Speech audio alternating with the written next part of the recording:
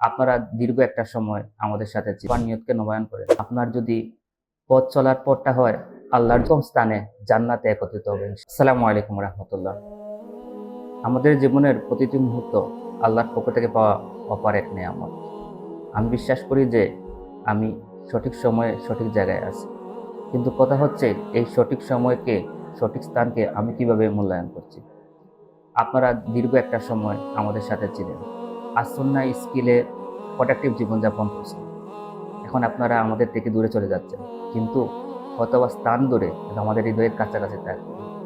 আপনাদের উদ্দেশ্যে আমার কথা হচ্ছে, কখনো যদি জীবনে কোনো সংশয় বা কোনো সমস্যার সম্মুখীন হন, তাহলে নামাজ এবং ধৈর্যের মাধ্যমে আল্লাহর সাহায্য চাবে এবং আবার নিয়তকে নবায়ন করে নেবেন। আপনারা মনে রাখবেন যে আপনার যদি পথ চলার পথটা হয় আল্লাহর জন্য, তাহলে আপনার গন্তব্য হবে জান্নাতে। আর আমরা ইনশাআল্লাহ আবার উত্তম স্থানে জান্নাতে একত্রিত হবো ইনশাআল্লাহ। আসসালামু আলাইকুম রহমতুল্লাহ।